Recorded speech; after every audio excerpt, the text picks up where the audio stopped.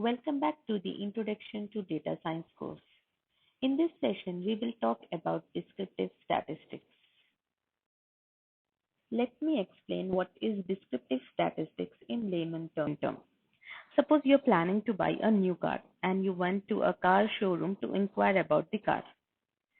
You will inquire with the agent about the price, mileage, colors, engine capacity, and some other attributes of the car, right?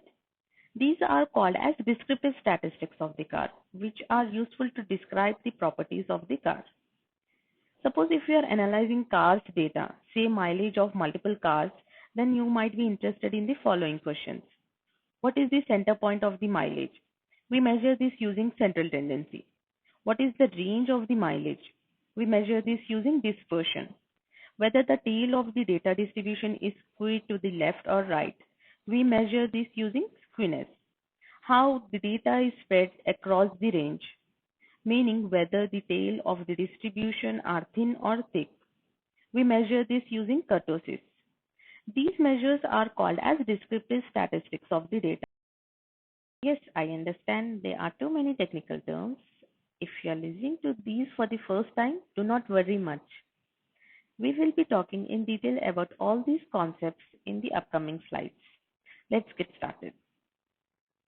Central tendency. Central tendency is a type of descriptive statistics which describe the center of all data points.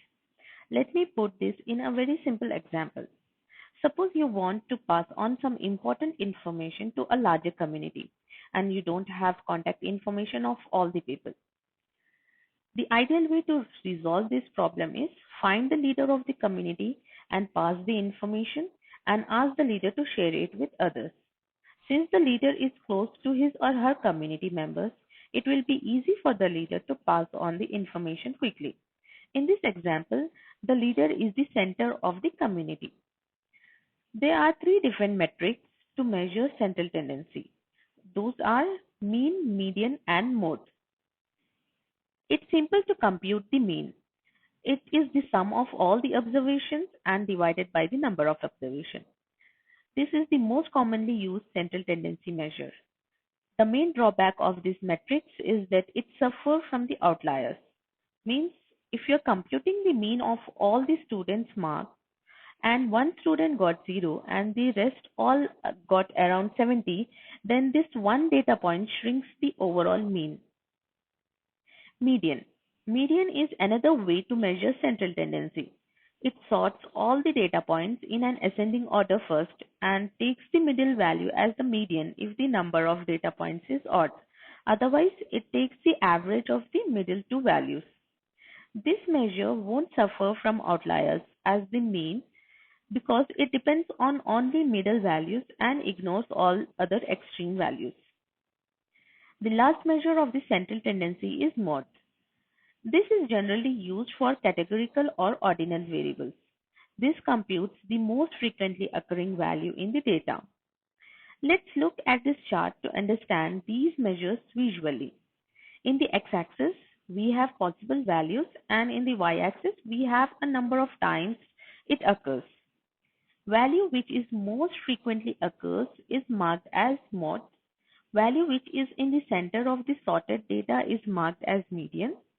Since majority of the values incline towards positive side, mean is located most right. Please note that the relationship among these three measures shown in the graph completely depend on how data is distributed. If data would have inclined towards the negative side, then mean would have lower than other two metrics. Is another type of descriptive statistics, which describes the spread or range of all the data points. Looking at the arrow in the graph, you can visually understand what dispersion computes. There are different measures to compute dispersion. Those are variance, standard deviation, mean deviation, range, and quartile deviation. Let me explain variance with visualization. Suppose you have n number of observations, say x1, x2, x3, and so on till xn. And x bar is the center or mean of all the observations. Then variance can be computed using the difference between observations and its mean. The reason for taking squared difference is if we add up differences directly, then positive difference and the negative difference may get cancelled out, and thus it will reduce the actual overall variance. Standard deviation is just a square root of variance. Since we are taking squared difference to compute variance, we are approximating actual variance in the data by taking the square root of the variance. Variance is the most commonly used dispersion metric because of its differentiability properties. But we can also take absolute differences instead of squared differences to measure dispersion. This metric is called as mean deviation. Range is the simplest dispersion metric, which computes the differences between maximum and minimum values in the data. Quartile deviation is the differences between third and first quartiles and is divided by 2. First quartile Q1 is a value which divides the observations into 25 and 75 percentiles respectively. Third quartile Q3 is a value which divides the observation into 75 and 25 percentiles respectively. Second quartile Q2 is equals to median. The purpose of introducing the method of moments here is it is useful to measure skewness and kurtosis. Method of moments is generally used to estimate the unknown population parameters using the sample moments. There are two types of moments. Those are moments about zero and central moments. M2, M3 and M4 central moments are used to compute skewness and kurtosis. Skewness. Skewness describes whether the tail of the data distribution is inclined towards the positive or negative side about its means. If the data is equally distributed on both the sides, then it is called as symmetric. Look at the middle graph in the diagram. Tails are distributed equally on both the sides, so this is symmetrical distribution. This is also called as a bell curve. Left graph indicates that tail is inclined towards the positive side, and the right graph indicates that the tail is inclined towards the negative side. There are two ways to measure skewness, one using central tendency and dispersion, and the other using M2 and M3 central moments. If the skewness value is negative, that indicates that the tail is inclined towards the negative side. If the skewness value is positive, that indicates that tail inclined towards the positive side. If the skewness value is 0, that indicates symmetric distribution. Kurtosis. Kurtosis compares the tails of the distribution with the normal distribution. This is useful to check whether the data has any outliers or not. If the tails are very thin, that indicates many outliers. If the tails are very thick, that indicates very few outliers. Kurtosis can be computed using a method of moments.